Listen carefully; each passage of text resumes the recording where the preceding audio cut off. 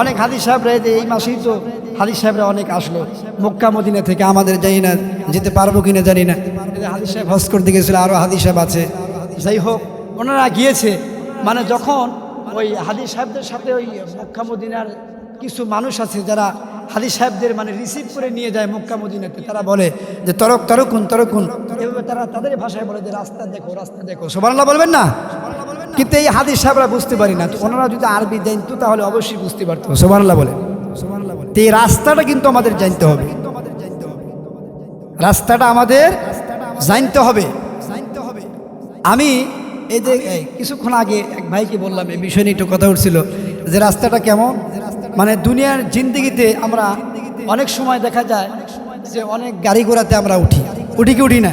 ফাতেমাতুজ জোহরা রাদিয়াল্লাহু তাআলা আনহা তিনি সুন্দর করে দুনিয়ার জমিন থেকে যখন মৃত্যুবরণ করবেন, উনি দুনিয়ার জমিনে সুন্দর করে আবু যর গিফারি রাদিয়াল্লাহু তাআলা আনহু উনি সুন্দর করে বললেন, আমি যখন দুনিয়ার জমিন থেকে মারা যাব, মা ফাতেমা বললেন, আবু যর গিফারি রে, আমি যখন দুনিয়ার জিন্দেগি থেকে আমি বিদায় নিয়ে অন্ধকার কবরের বাসিন্দা হয়ে যাব, এমন অবস্থায় আমাকে যেন কোনো পরপুরুষ আমাকে দেখতে পারে না। জোরে বলেন একবার মারহাবা।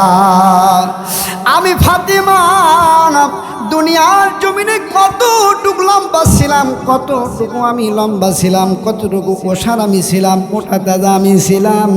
আমি ফাতিমাতুজ জোহরা রাদিয়াল্লাহু তাআলা আনহাকে যেন কোনো মানুষ দেখতে না পারে, কোনো মহিলা কেন, কোনো পুরুষ কেন, এরকম কোনো মানুষজন যেন আমাকে দেখতে না পারে।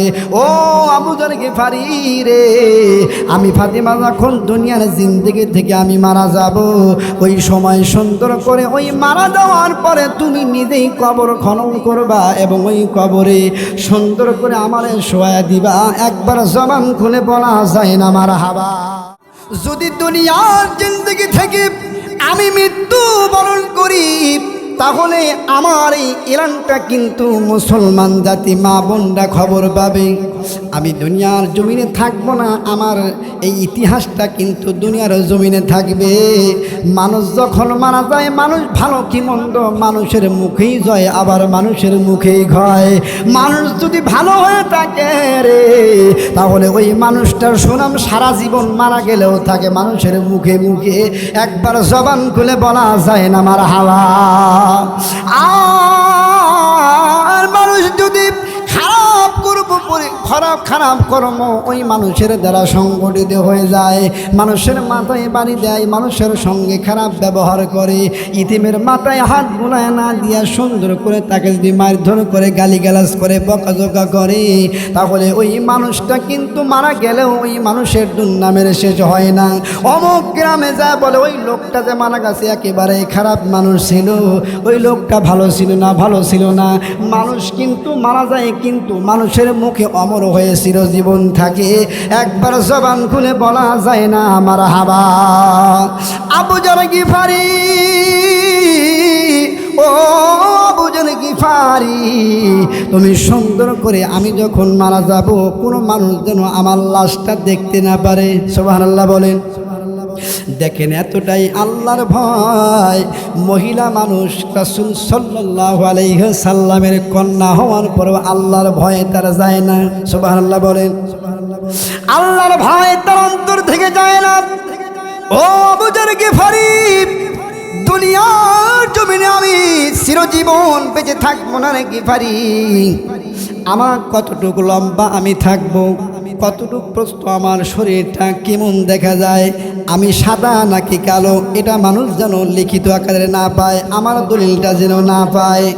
আমার কতটুকু উঁচু, কতটুকু আমি চওড়া, এই লোকটা যেন এরকম দলিল না পায়, কোনো মানুষ যেন জানতে না পারে।